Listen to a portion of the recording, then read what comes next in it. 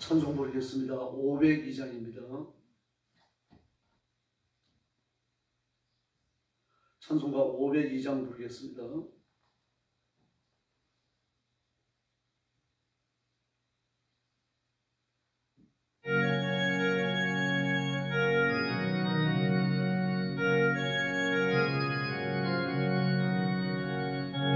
사자들이여 서가소 어둠을 물리치고 주님 모든 백성에게 복음의 빛 비춰라. 빛의 사자들이여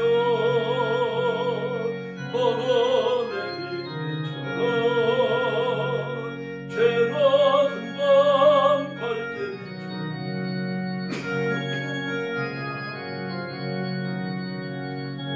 역사 위하여 힘을 내라. 주 함께 하시겠네. 주의 보신 사랑을 전파하며 복음의 빛 비춰라. 빛의 사자들이여 복음의 빛 비춰라.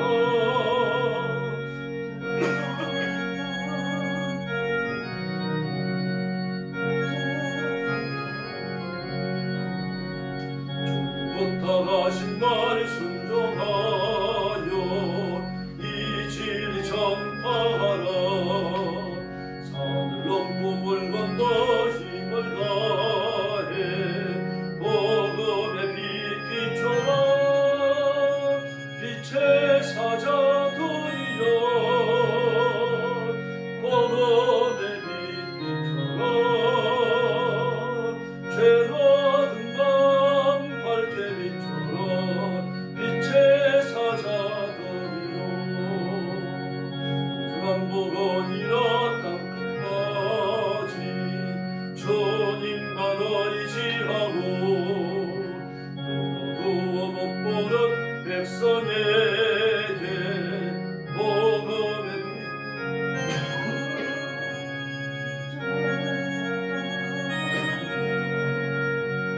복음의 빛 비춰라. 등밤 밝게 비춰라. 빛의 사자들이여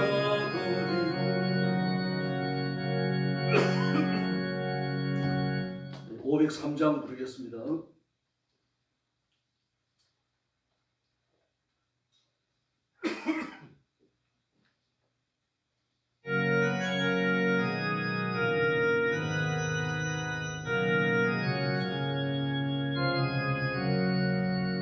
세상 모두 사랑 없어 냉랭함을 하느냐. 꽃꽃마다 사랑 없어 탄식 소리 뿐일세. 하늘 손길 만들고 모든 소망 채우는 사랑 없기 위하여 저들에게 참았네. 사랑 없는 까닭에 사랑 없는 까닭에 사랑 얻기 위하여 참았네. 곳곳마다 번민하고 사랑 없는 연고요.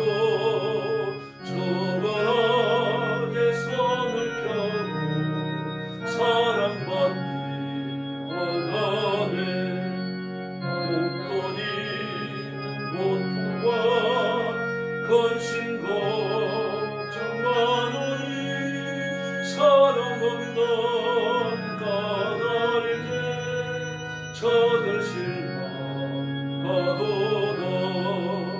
사랑 없는 까닭에 사랑 없는 까닭에 사랑 없는 까닭에 저들 실망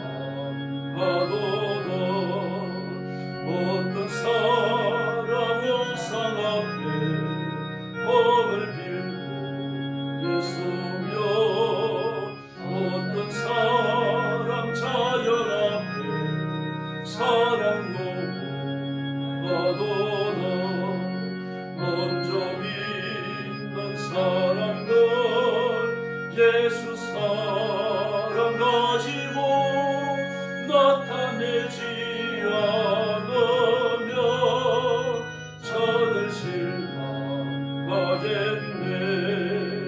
예수 사랑 가지고 예수 사랑 가지고 나타내지 않으면 저는 실망하겠네.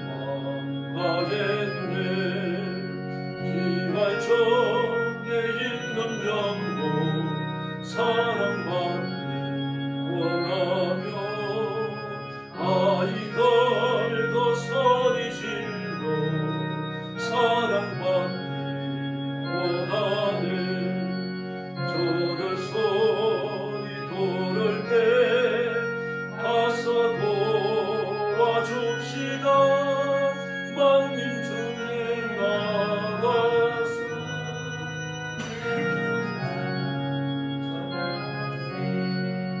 예수 사랑 전하세.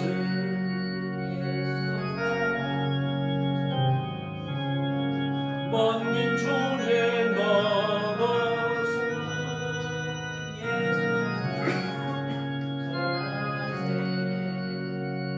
할렐루야.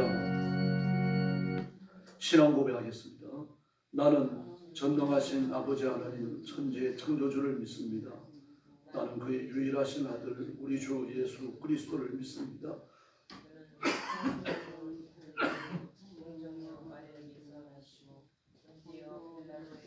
고난을 받아 십자가에 못 박혀 죽으시고 장사된 지 사흘 만에 죽은 자 가운데서 다시 살아나셨으며 하늘에 오르시어 전능하신 아버지 하나님 우편에 앉아 계시다가 거기로부터 살아있는 자와 죽은 자를 심판하러 오십니다. 나는 성령을 믿으며 거룩한 공교회와 성도의 교제와 죄를 용서받는 것과 몸의 부활과 영생을 믿습니다. 아멘. 전능하신 하나님을 찬양합니다. 저희를 죽음과 저주와 지옥의 형벌에서 구원해 주시고 하나님의 자녀가 되며 영생의 복을 누리며 천국의 시민이 되며 하나님의 일을 하는 하나님의 사람이 되었으니 감사합니다. 오늘도 주와 엎드려 구원의 은총을 감사합니다. 영상으로 예배에 참여하는 성도들, 잠자리에 들어있는 성도들까지 다 일깨워 주시고 하나님 앞에 엎드려 경배하며 찬양하는 귀한 새벽이 되게 하여 주시옵소서. 자비하신 하나님 아버지, 고통의 땅 중국과 죽음의 전쟁터와 온 세상이 흩어져서 복음 전하는 선교사님들과 신실한 하나님의 종들과 하나님의 사람들, 그 가정들을 지켜주시고 오늘도 때를 따라 돕는 풍성한 은총을 내려주시기를 간절히 원합니다. 위험과 위기에서 지켜주시고 전파되는 복음으로 죽은 영혼들을 건져낸 생명의 역사가 일어나게 하여 주시옵소서. 오늘 아침도 저희들이 말씀을 나눕니다. 성령께서 권능과 능력으로 임하여 풍성한 은혜를 허락하여 주시옵소서.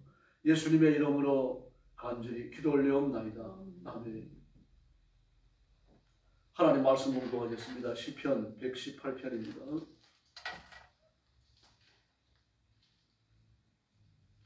네, 1절 말씀부터 제가 먼저 공독합니다. 여호와께 감사하라. 그는 선하시며 그의 인자하심이 영원하미로다. 이제 이스라엘은 말하기를 그의 인자하심이 영원하다 할지로다.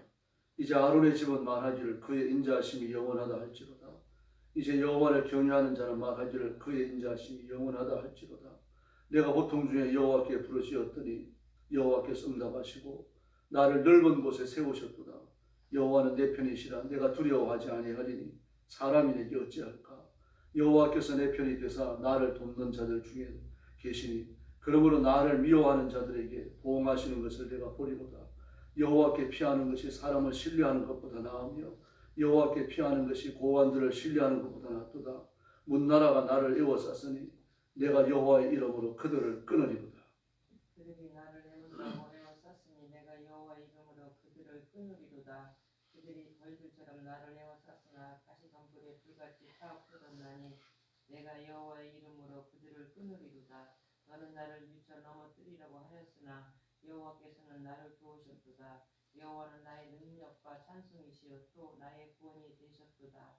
의인들의 장막에는 기쁜 소리, 구원의 소리가 있으며 여호와의 오른손이 권능을 베푸시며 여호와의 오른손이 있으며 여호와의 오른손이 권능을 베푸시는도다. 내가 죽지 않고 살아서 여호와께서 하시는 일을 선포하리로다. 여호와께서 나를 심히 경책하셨어도 죽음에는 넘기지 아니하셨도다. 내가 의의 문들을 열지어다. 내가 그리로 들어가서 여호와께 감사하리로다. 이는 여호와의 문이라 의인들이 그리로 들어가리로다. 주께서 내게 응답하시고 나의 구원이 되셨으니 내가 주께 감사하리이다. 번쩍 들어버린 돌이 진흙퉁이의 머릿돌이 되었나니 이는 여호와께서 행하신 것이요 우리 눈에 기이하리로다. 이날은 여호와께서 정하신 것이라. 이날에 우리가 즐거워하고 기뻐하리로다. 여호와여 구원나니 이제 구원하소서. 여호와여 우리가 구원나니 이제 흥통하게 하소서. 여호와의 이름으로 오는 자가 복이 있으며 우리가 여호와의 집에서 너희를 축복하였도다. 여호와는 하나님이시라. 그가 우리에게 빛을 비추셨으니 밧줄로 전기 제물을 제단불에 낼지어다. 주는 나의 하나님이시라. 내가 주께 감사하리이다. 주는 나의 하나님이시라. 내가 주를 높이리이다. 마지막 절 같이 읽겠습니다.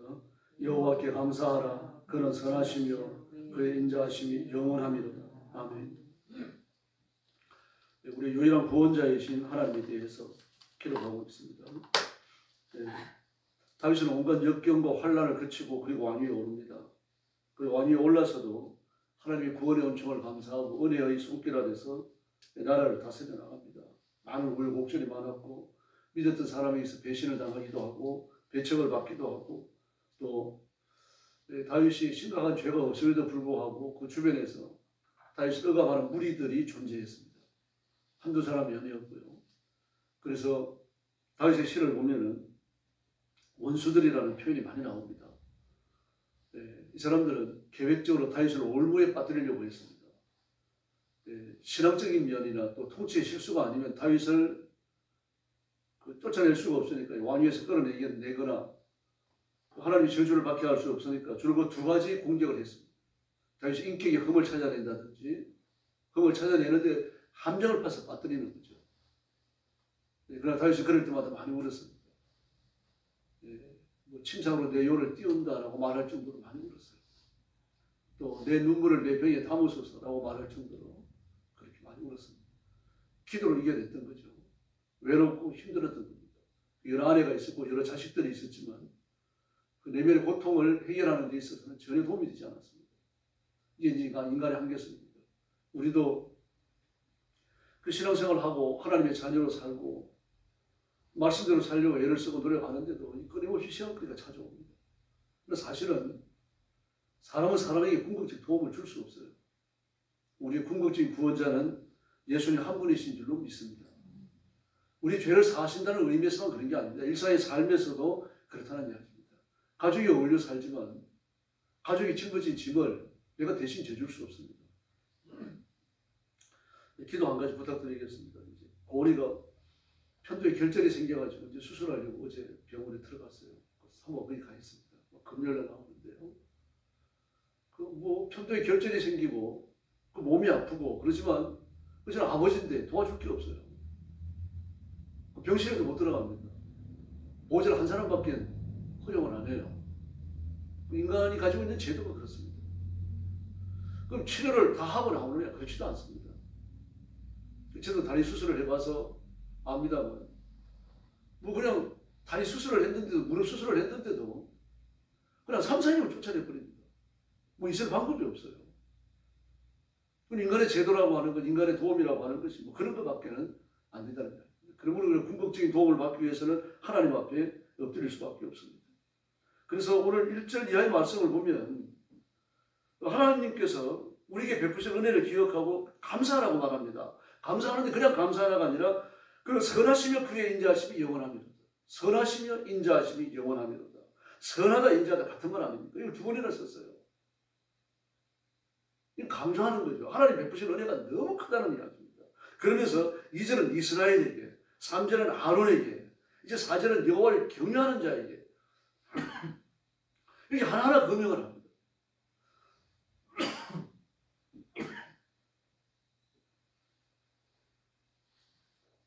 이스라엘은 선택된 모든 백성들이죠. 아론 그들 중에 지도자입니다. 그 여호와를 경외하는 자라고 말합니다. 이것은 이스라엘뿐만 아니라 이스라엘 백성들 사이에 섞여 사는 모든 이방인들까지 포함을 하는 거죠. 이스라엘을 분리해냅니다. 하나님의 자녀들을 분리해내고 그들의 지도자를 분리해내고 그리고 이방인들을 금명합니다. 이렇게 하는 이유는 이 무리들을 구분해서 서로 대립시키기 위해서가 아니라 하나님을 찬양하고 감사해야 될 사람에게 구분을 두지 않는다는 거예요. 모든 사람이 하나님 구원의 은총을 입었다고 합니까? 이방인이 되어졌던 이스라엘 사람이 되어졌던 높은 자리에 앉았던 누구든지 간에 하나님을 찬양하는 것입니다. 그 선하심과 인자하심의 은총을 입기 때문에요. 또 뿐만 아닙니다. 5절에 보니까 고통 중에 부르짖었더니 나를 넓은 곳에 세우셨도다. 그렇게 말합니다. 넓은 곳. 하나님의 통치가 임하는 곳이라는 그런 뜻입니다. 이 좁은 곳, 옥죄에 있는 곳, 짓눌리는 곳이 아니고 넓은 곳에 아무도 나를 터치하지 못하는 그런 넓은 곳. 모든 스트레스에 해방되어지는 그런 곳. 어떤 시험과 시련도 존재하지 않는 넓은 곳입니다. 더불어 다윗이 넓은 곳이라고 말할 때 그를 옥죄는 원수들의 무리를 염두에 두는 겁니다. 요압도 그 중에 하나였어요. 요압은 다윗과 외사촌간 아닙니까? 다윗 저희 어머니의 여자 형제의 아들이에요. 그럼 상당히 가까운 거 아니에요? 이모의 아들이니까요. 그런데도 불구하고 그가 지니고 있는 군사 통치권요, 군사력을 이용해가지고 다윗이 왕위에서 내려오는 날까지 억압이 되었어요. 알게 모르게 억압을 한 겁니다. 다윗은 그 억압을 견딜 수 없었습니다. 그 죽는 날 뭐라고 유언을 남기면 솔로몬에게요. 너는 요압으로 하여금 편히 죽음으로 내려가게 하지 마라. 그렇게 말합니다. 그 흰머리로 반드시 심판의 굴레를 뒤집어 쓰게 하라는 말이죠. 그러면서도 그 손에는 심판의 피를 묻히지 않았어요.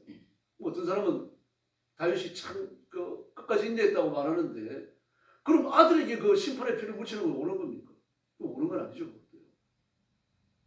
다윗이 할 수 없었던 일을 솔로몬에게 맡기는 겁니다. 솔로몬이 좀 더 객관적으로 볼 수 있지 않겠느냐. 아마 그런 생각을 했던 것이 틀림없습니다.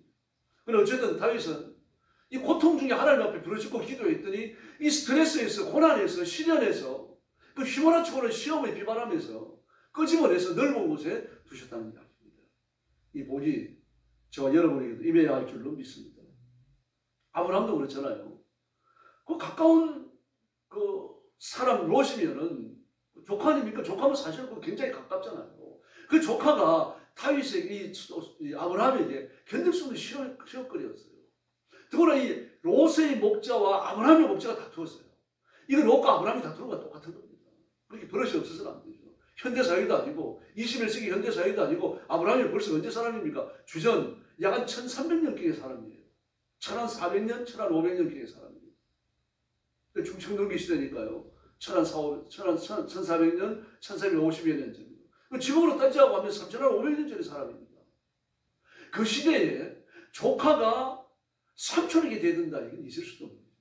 근데 그런 일이 일어났어요. 왜 그렇습니까? 이방인의 땅이거든요. 이 롯을 감시하는 감시의 눈초리가 없다는 이야기입니다.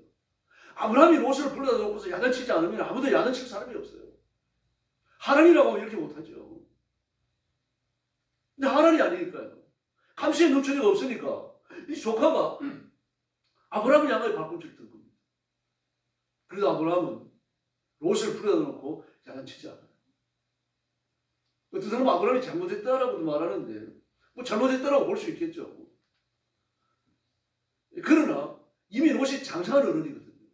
근데 어떻게 합니까? 원수 갚는 것을 하나님께 맡긴 겁니다. 예수님이 그러셨잖아요. 너희가 원수 갚지 마라. 원수 갚는 걸 하나님께 맡겨. 하나님이 롯에게 심판의 채찍을 드시지 않습니까? 소돔과 고모라가 망할 때.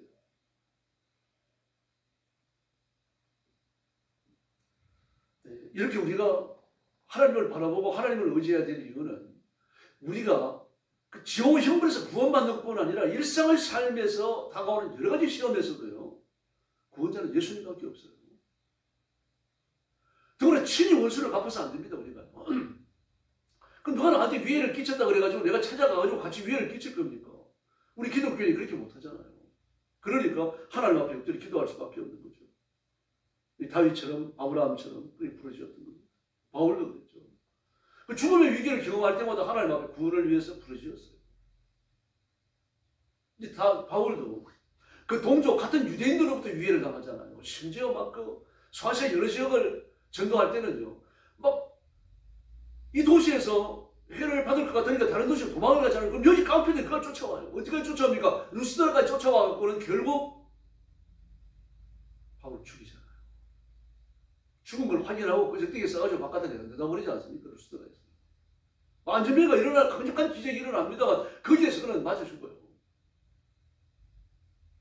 그리고 하나님의 연충과 시험이 같이 온 거죠. 이게 이 세상입니다. 은혜만이 많은 게 아닙니다. 그러면 우리의 기도는 지속적으로 하나님 앞에 잠을 자서는 깨어 있어야 됩니다. 그래서 우리가 말씀과 기도에 깨어 있겠다. 사도가 이렇게 말한 겁니다. 이게 사도에게만 해당되는 게 아니죠. 모든 성도에게 해당됩니다. 쉬지 말고 기도해야 됩니다. 깨어서 부르짖어야 되고요. 우리가 기도에 잠을 잔다라고 하는 것은 호흡을 쉰다는 것과 같은 거잖아요. 그러므로 우리의 기도가 늘 하나님 앞에 열려 있어야 할 줄로 믿습니다. 그리고 오늘 5절, 6절 이하의 말씀을 보면 하나님은 내 편이시라. 막 6절과 7절에서 막 강조해서 말하고 있죠. 내 편이시라. 내 편이 되사. 이렇게요. 이러니까 하나님 앞에 엎드려 기도하지 않을 수가 없는 거죠.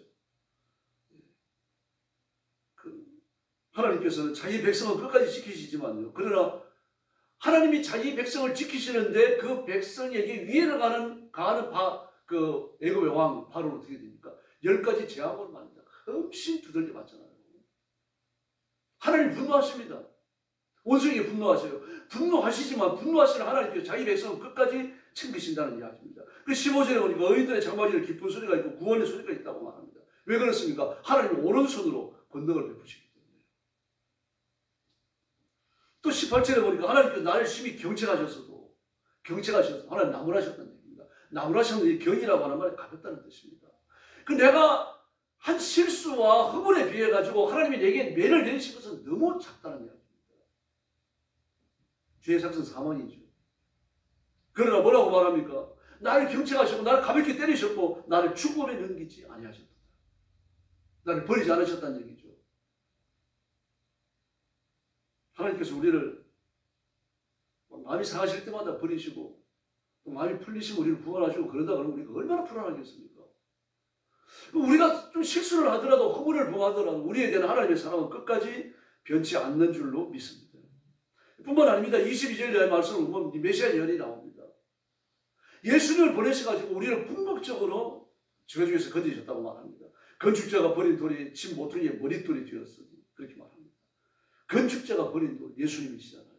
이스라엘 백성이 버렸죠. 하나님도 버리셨어요. 이스라엘 백성이 버렸고 예수님을 때렸고 예수님을 저주를 내몰았고 하나님의 손에 맞아 죽은 분이 예수님 아닙니까? 왜 그렇습니까? 내 죄를 짊어지셨기 때문에. 하나님께 버림받는 것이 얼마나 고통스러운지 예수님께서 나의 하나님 어찌하여 나를 버리시나요? 비통하게 부르셨습니다. 그런데 이것이 우리 눈에 귀하다라고 말합니다. 귀하다. 깨달을 수 없다는 얘기입니다. 그러면은 118편을 기록한 시인은 하나님 구원의 도리를 알았을까요? 알았을 이유가 없습니다. 건축자가 머릿돌로 쓰려고 요모조모 살피다가 버렸어요. 왜 버렸습니까? 머릿돌을 합당치 않으니까요. 유대인들의 집을 이래 짓습니다. 네모난 크다란 돌을 갖다가 놔요. 그게 집의 기초인데 이 돌을 중심으로 직각으로 이렇게 수직이 되도록 벽을 칩니다. 그럼 벽 2개가 나오죠. 벽 2개가 나오면 다시 거기서 벽 2개를 쳐요. 그래가지고 네모난 집을 만드는 겁니다. 유대인들의 서민들의 집은 2칸, 3칸짜리 거의 없습니다. 1칸짜리입니다. 머릿돌 하나를 놓고 거기서부터 벽 2개를 치고 나머지 2개를 치기 때문에. 그래 벽을 쌓아 올라가서 석가래처럼 이렇게 서라바가 되도록 나무를 갖다가 이렇게 얹습니다. 주로 광야에 나가가지고 우리나라로 말하자면 아카시아 나무 그런 종류 시띠나무를 갖다가 지붕에 올리고 그리고 그 위에 역청으로 덮어요. 결을 이렇게 올리기도 했다라고 합니다만 뭐 부자가 아니면 그 꿈도 못 꾸고요. 그 시띠나무를 갖다가 그 서라바가 이렇게 경사가 치도록 나무를 갖다 올리고 석가래 올리는 것처럼요. 그리고 그 위에 역청을 쳤어요. 근데 그 머릿돌 이 머릿돌이 반듯하면 집도 반듯해지는 거죠. 머릿돌이 삐뚤어지면 집도 삐뚤어질 가능성이 높은 거죠. 그 머릿돌이 크고 괜찮으면 비싼 겁니다. 목수도 괜찮은 사람이고요. 집 짓는 사람도요. 근데 건축자가 버린 돌, 삐뚤삐뚤하고 말입니다. 좀 울퉁불퉁하고 머릿돌을 쓸 수가 없으니까 버렸는데 목수가 보냈는데 그게 지금 모퉁이에 다시 머릿돌이 되어 있더라고요. 사람들은 버렸죠. 하나님은 예수님을 십자가의 죽음에서 살려내시고 그리고 모든 죄인을 구원하시는 구주로 삼으신 줄로 믿습니다. 우리가 이 은총을 입고 오늘도 여기에 와서 하나님 앞에 경배하고 있는 겁니다. 조영기 목사님은 소련이 열리고 나서 러시아 하바롭스크에 가가지고 하바롭스크에 가가지고 오직 집회를 했습니다. 집회를 하고 첫 번째 집회를 한 그날 밤에 호텔에서 납치돼요. 조 목사님 한국에서 큰 교회를 하고 막 세계를 다니면서 부흥회를 하니까 틀림없이 부자다. 그 납치를 한 거죠. 납치를 해가지고 3만 불을 요구합니다. 3만 불. 지금 3천만 원인데 큰 돈은 아니잖아요. 그때는 컸어요. 그런데 조 목사님이 그들과 얘기를 해요. 나는 큰 교회를 목회하고 있으니까 사람들이 부자로 왔는데 실제로 그렇지 않다. 나는 교회 공간에 살고 있고 내연으로 내 집도 없다. 내 주머니를 뒤져보면 알겠지만 내 주머니에 돈이 없다. 의기응전한 거죠. 그러니까요. 돈이 많을 줄 알았는데 막 사람들 앞에 막 환호를 받고 막 이러니까 말이죠. 높은 데 서가지고 설교하고 그러니까 굉장한 줄 알았는데 돈이 없다. 실제로 뒤져보니까 돈이 하나도 없어요. 근데 그때 장로님 한 분이 전화를 합니다. 호텔에 계셔야 되니까 안 계시니까 혼자 어디 가셨나. 소리말도 모르고 그러는데요. 그 전화하니까 납치된 거죠. 상황이 그렇게 된 거예요. 그 장로님 돈을 얼마나 가져가는 거 아주 지혜로운 분인데 5천 불을 가져가는 거예요. 3만 불을 얘기했는데 5천 불. 하나님 은혜를 주신 거죠. 그 5천 불을 받고 이제 조 목사님하고 장로님이 돌아와요. 하나님 지키실 거죠. 지키지 않으시면은 그 3만 불을 요구했는데 5천 불을 끝날 리가 없지 않습니까? 그 사람들이 바보입니까? 가서 얘기를 하고 형편을 설명하는 중에 하나님이 그 마음을 감동시켜 주신 거죠. 이런 일이 일어나는 겁니다. 아사원도 병들었을 때 하나님 앞에 구해야 되는데 하나님 앞에 구하지 않으니까 어떻게 됩니까? 결국 팔에 든 병 때문에 죽어요. 이걸 잘 아시지 않습니까? 장시대 교수님 한 분은요. 미국에서 유학을 마쳤습니다. 유학을 마쳤는데 하나님 앞에 기도하는 거예요. 하나님, 제가 신학교로 가서 교수를 하고 싶은데 하나님은 어떻게 하시겠습니까? 제 주변에서 저보고 너는 설교를 잘하니까 목사가 되라고 하는 분, 목회를 하러 하는 분도 많습니다. 근데 저도 갈 필요를 못 찾겠습니다. 근데 저는 유학을 하러 왔지만 이제 유학을 마치고 이제 고국으로 돌아가면 돈이 한 푼도 없습니다. 만약에 하나님께서 2만 불을 주시면 교수를 하라는 뜻으로 알겠고 돈을 한 푼도 안 주시면 목회를 하라는 뜻인 줄로 알겠습니다. 왜 그런가 하면은 가가지고 교수를 하려고 하면 단지 먹고 살 것이 있어야 되잖아요. 그럼 미국에서 유학을 마치고 한국에 오니까 목회를 하려고 하면은 빈손으로 시작할 수 있는 거죠. 누군가 자기를 초청해 주는 거니까요.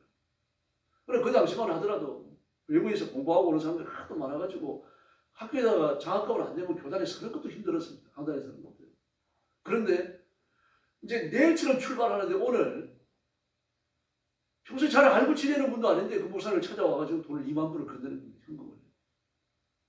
그래서 하나님의 뜻이구나. 정신들이 와가지고 교수가 됐습니다. 그 2만 불 중에 1만 불을 이제 장학금으로 내요. 참 지금도 신학교가 그렇습니다. 그 장학금을 내야 학교에다가 그 강사 자리라도 줘요. 이런 제도 빨리 고쳐져야 되는데. 우리가 기도하면 하나님이 들으시고 응답하실 줄로 믿습니다. 이 다윗도 그 사실을 알고 있는 겁니다. 그 사실을 알고 있으니까 그 절박한 상황, 척박한 환경 이런 속에서 하나님 앞에 울면서 부르시는 거죠.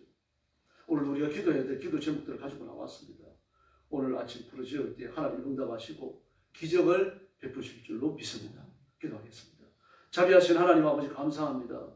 우리가 이 세상을 살면서 여러 가지 환난과 고난을 겪고 시련 속에 빠집니다. 그때마다 우리를 구원해 주셔서 영광을 돌립니다. 오늘도 주 앞에 엎드린 성도들 기억하시고 하늘의 복을 주시고 기도에 응답하시고 우리의 간구가 하나님의 보좌를 흔드는 능력의 기도가 되게 하여 주시옵소서. 그래서 시험에 벗어지게 하시고 고난이 벗어지게 하시고 원수들이 하나님의 손 아래서 정복되는 위대한 승리의 역사를 허락하여 주시옵소서. 예수님의 이름으로 간절히 기도 올려옵나이다. 아멘. 주기도 드리겠습니다. 하늘에 계신 우리 아버지, 아버지의 이름을 거룩하게 하시며 아버지의 나라가 오게 하시며 아버지의 뜻이 하늘에서와 같이 땅에서도 이루어지게 하소서. 오늘 우리에게 일용할 양식을 주시고 우리가 우리에게 잘못한 사람을 용서하여 준 것 같이 우리 죄를 용서하여 주시고 우리를 시험에 빠지지 않게 하시고 악에서 구하소서. 나라와 권능과 영광이 영원히 아버지의 것입니다. 아멘. 합심 기도하겠습니다. 자비하신 아버지 하나님 감사합니다. 사랑하는 성도들을 붙들어 주시고 하나님 은혜로 함께 하시고 능력과 권능을 원리 주시고 주의 말씀을 풍성케 하시고 오늘 새벽 엎드려 부르시는 기도에 응답하여 주시옵소서.